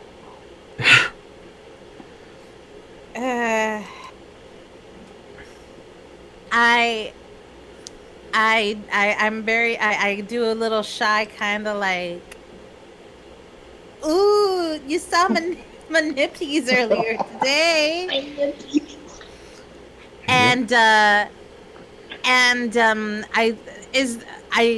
Where am I? I'm on a stage, right? There is a no, kind I'm going of to the bull. Yeah, the elevated area of where the bull is maybe like 3 feet above ground level. Okay. Excuse me. There's padded, very kind of like those wrestling mats, but they're doubled up, tripled up. It looks like beneath the bull on your way over there that encircle the circular area. Mm-hmm. The bull itself just looks like a regular kind of country bar, kind of tilt-a-whirl kind of bull. Okay. There's a heavy, thick kind of rope with leather straps on the top and bottom of it. Or you have the choice of two very thick ropes that kind of that end in two heavy knots to kind of hold on. But otherwise, there is a soft, fake saddle. And you know, the announcer that's there kind of like, he looks to see if you need any help getting up onto the bull, but he hasn't really helped anybody get up. Like, he's helped them once they get down, only because you've noticed that he's been touchy-feely with them. Oh yeah, well, no, I don't take his assistance. Plus, I grew up in the country. I don't need his help to get on a bull.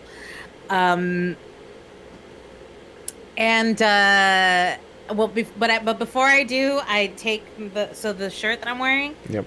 I do a thing that I must have seen somewhere on like TV.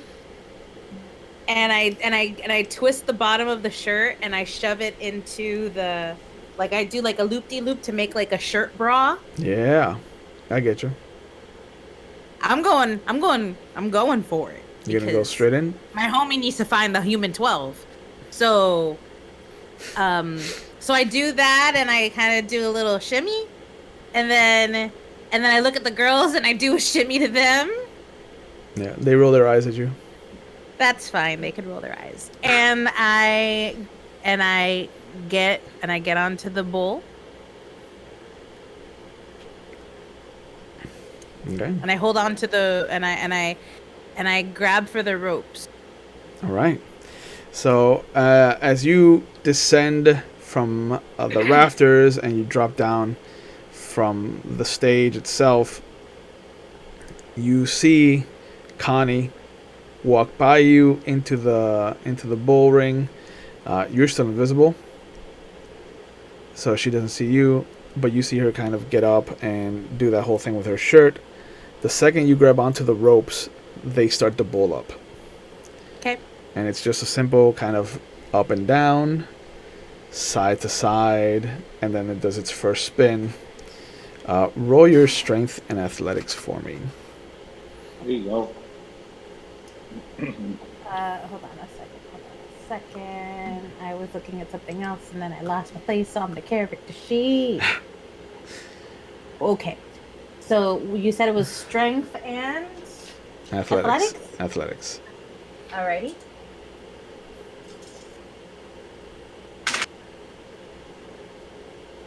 Okay. I got 1 success. Oh no. Oh no. Do you want to willpower that to... Yes. Okay, so go ahead and let's mark off one of your willpowers. Reroll 3 of the dice. 3 other dice? Okay. Yeah.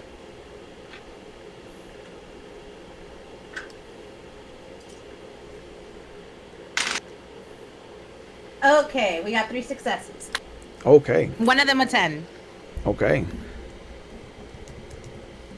So there's a moment where you feel like it spins in one direction and then it stops suddenly, and you feel like it's about to swing in the other direction, so you brace and it just shoots upward. Excuse me. And it kind of catches you off guard, but you manage to dig your knees into the saddle and hold your place, and you hear the kind of carnival worker who's got the controls just kind of like, oh, okay. And you see him fiddling with it, and it starts to spin back and forth. It goes up and down a little harder. And as Melvin, you sit down, you see that the guy has not stopped looking in your direction the whole time. And you see him kind of pull the drink up to his nose. He smells it. He puts it back down. If there's a point where I'm walking and like nobody's looking, or when I'm coming down, if there's like a dark corner, I'll disappear. Okay. But yeah, he keeps his eyes on you the whole time. And as you sit down, he does that thing with his drink, and he looks at you. He's like, "You're one I haven't met yet. I didn't think there were a few of you on this side of the city. This is interesting." You don't seem to be the type to be in an establishment like this. Oh. I find that if you stick around long enough in a particular place, you'll see anything come through its door.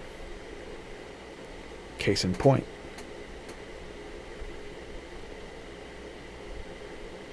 That was an interesting little trick you did there. Oh, I've learned a few tricks in my time. Well, the name's Melvin. Melvin. Can I ask your sire's name?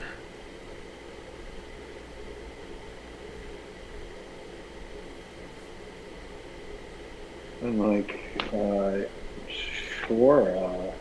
No, Will, is that something that you don't normally reveal? It is something that most people don't ask for. Okay. Do you start all conversations this way? Oh, I mean, I like to try and figure out how far removed from our eldest my new friends tend to be.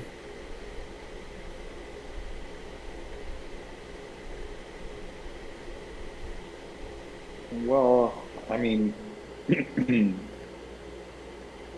Mickey didn't really tell me too much about that side of things.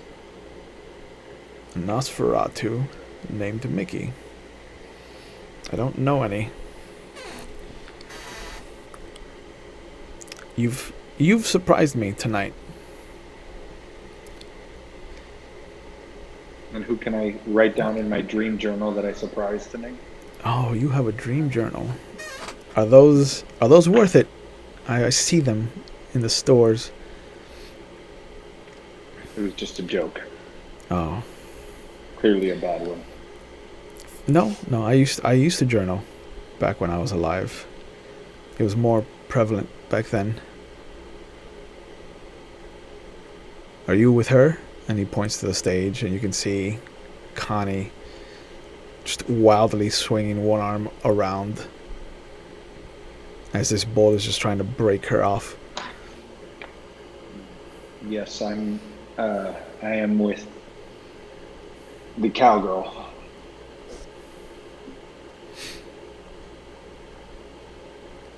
At least one of you has subtlety. That's why I've stayed alive this long.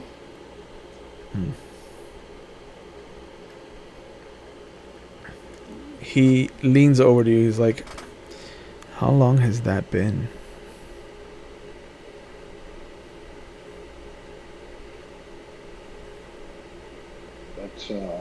Let's just say I was starting to bounce back from the Great Depression. Oh. When you lived as long as I have, everything is a Great Depression. I assume you mean the American one. You're a child. It must I've be. seen some shit. Yeah, I bet. He extends his right hand in your direction. I take it. He shakes it. He's just like,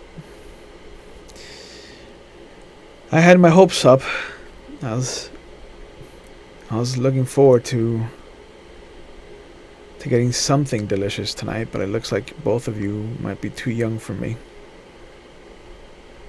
No sustenance in that.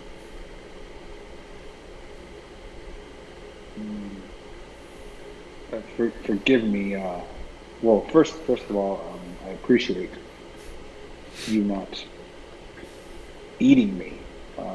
Yeah. But I do, with all due respect, where I'm from, when two folks meet, they get each other's names. Oh, yes. And he pulls out a $20 bill. He folds it. He slides it under his cup. And he's like, name's Grant. Melvin. I think I'll be seeing you around. He gets up, and you see he pulls out another chair, and he takes out the same kind of hat that you have, but it looks nicer. He kind of dusts it off, and he puts it on his head, and he's like, I like your style, Melvin. I like yours too, Grant. I hope this doesn't put us at odds in the future. I think two men with nice hats can coexist.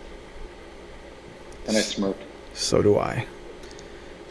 And you see him kind of put two fingers to his temple, like a salute to you, and turns around and starts walking out the door. It is at this point that the DJ kind of goes, "That's 8 seconds, everyone. We have a new leader." And the bull comes to a rest, and you see that Colleen is still on top of it. The DJ comes down from the booth. You see him count out 520s that he hands to you, Connie.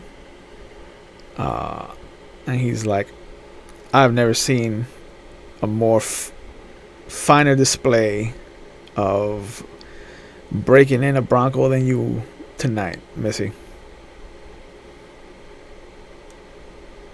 Thanks. And you see he reaches out and he just holds one of your breasts in his hand. He's like, and these ain't bad either. Don't kill more people, don't kill more people, don't kill more people. I snatch those 20s really fast. Yeah. And I say, and then I fucking turn my ass around. Okay. And, yeah. All right. You see that Melvin is sitting at a table. And there's a drink with what looks to be some money underneath it. Mm-hmm. So, how was your night? Well, I just realized I'm gonna have to buy you a horse.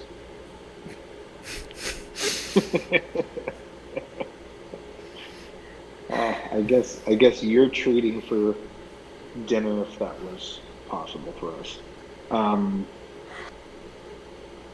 I figured it would be better than the lira in Albert's pocket to maybe have some of our own currency. Yeah. That's why I like you. You're the smart one.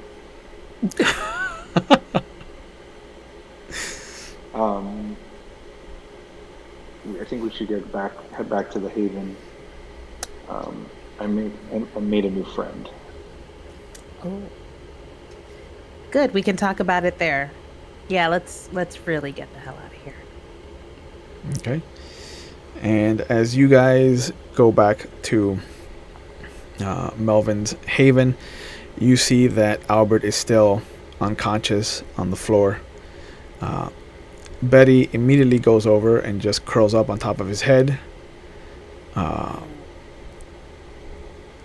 But there is a soft bed there, or what could fit for a bed. After that's a con. And it is the first time that Melvin has ever had more than himself, and more than himself and Albert. And it's a little cramped, but the three of you have a place to stay for the day that is safe from sunlight. You've learned some things. You've acquired another task from a different elder. And you have come face to face with the devil himself and survived. And this is where we'll pick up the next session. I'd like to thank everyone for tuning in and joining us tonight for our Camarilla chapter. As always, please continue to wear your masks. Please continue to wash your hands, and please continue to keep your distance. And please go out and get yourselves vaccinated if that's something that you believe in. Here are some help numbers in case you need anything. Mental health is a big thing that we try to encourage people to get help if they need it. If you feel like you need to reach out to a friend or family member, please do.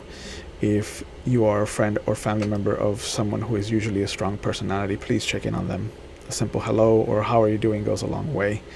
And it is because mental health is part of our general health, and we need to look out for each other, and we need to look out for ourselves. So please don't think that there's any taboo or stigma about it. Please get help if you need it. And I will see you guys on Wednesday for our Legend of the Five Rings campaign, or on Friday for our Star Wars campaign, or I will see you next Monday for our Anarch chapter of our Salem by Night story. Good night and be safe.